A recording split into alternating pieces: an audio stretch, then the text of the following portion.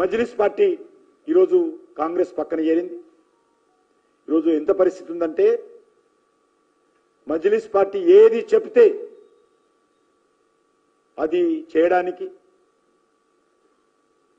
రెండు పార్టీలు పోటీలు పడతా ఉన్నాయి. ఈ రెండు పార్టీలు కూడా ఓటు బ్యాంకు రాజకీయాలను, అఫీజ్మెంట్ పాలసీ, బుజ్జగింపు రాజకీయాలను పెంచి పోషిస్తున్న విషయాన్ని ఈ సందర్భంగా మనవేస్తా ఉన్నాను. ఈరోజు కాంగ్రెస్ పార్టీ ముసుగులో మజ్లిస్ పార్టీ జూబ్లీ హిల్స్ లో పోటీ చేస్తా ఉంది. అందుకే అనేక రకాలుగా కొత్తగా వార్తలు వింటున్నాను.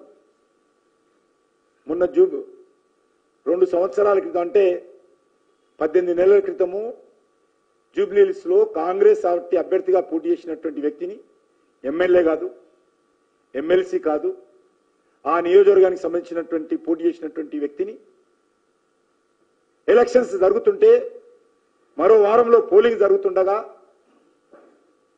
మరి ఏ రకంగా గతంలో ఓడిపోయినటువంటి అభ్యర్థిని మంత్రిగా చేస్తున్నారో, ఎవరి కోసం మంత్రిగా చేస్తున్నారో, ఎవరిని ఉద్ధరించడం కోసం మంత్రిగా చేస్తా ఉన్నారో, ఎవరు లబ్ధి పొందడం కోసం మంత్రిగా చేస్తా ఉన్నారో, ఎవరికి మేలు చేయడం కోసం మంత్రిగా చేస్తా ఉన్నారో 2 సంవత్సరాలుగా ఎందుకు చేయలేదు? మీకు మైనార్టీల ప్రేమేమి ఉంటే ఎందుకు 2 సంవత్సరాలుగా మంత్రి చేయలేదు? ఎన్నికలకు ముందు జ్ఞాపకం వచ్చిందా? ఈరోజు కాంగ్రెస్ పార్టీ చెప్పాలి, తెలంగాణ ప్రజలు కూడా అర్థం చేసుకోవాల్సిన అవసరం ఉంది. ఓట్ల కోసం ఏ రకంగా కాంగ్రెస్ పార్టీ కక్కుర్తి పడతా ఉందో, ఏ రకంగా విన్యాసాలు చేస్తా ఉందో, కబ్రస్థాన్ల భూమి పేరు మీద, మంత్రి పదవుల పేరు మీద, మజ్లిస్ పార్టీని బుజ్జగించేటువంటి వ్యవస్థలో ఏ రకంగా కాంగ్రెస్ పార్టీ మరి ఈరోజు వ్యవహరిస్తుందో తెలంగాణ ప్రజలు అర్థం చేసుకోవాల్సిందే కనిపిస్తా ఉన్నాను. ఓవైసీ కానీ మజ్లిస్ పార్టీ ఎమ్మెల్యేలు కనిపిస్తే ఈ రెండు పార్టీలు వంగి వంగి సలాంలు కొడుతున్నటువంటి పరిస్థితి కనిపిస్తాం.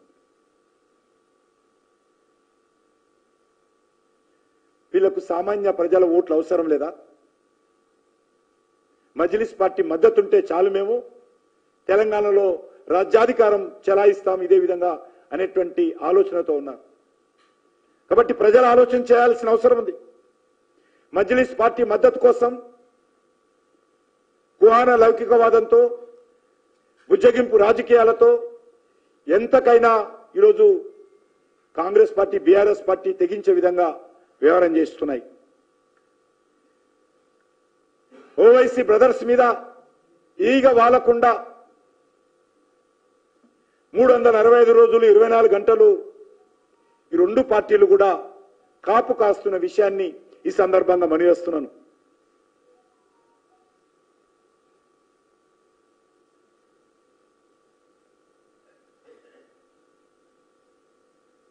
గతంలో పోటీ చేసినటువంటి మజ్లిస్ పార్టీ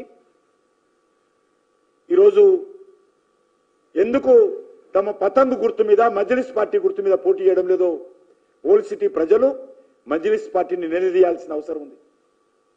ఎవరి సూటి కేసులకు అమ్ముడుపోయింది మజ్లిస్ పార్టీ?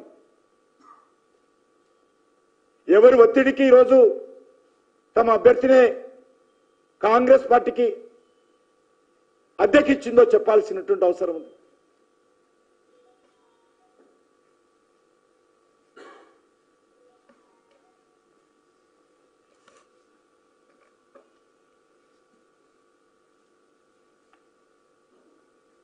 ఈరోజు ఈ విషయంలో ఖచ్చితంగా రానున్న రోజుల్లో ఈ యొక్క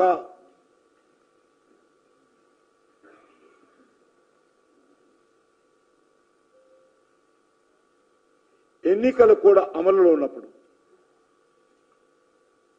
జూబ్లీ హిల్స్ పరిమితానికి సంబంధించినటువంటి కాంగ్రెస్ అభ్యర్థి ఏ రకంగా మంత్రివర్గంలో చేర్చుకుంటారో, ఏ రకంగా కాంగ్రెస్ పార్టీ ప్రభుత్వం దిగజారిందో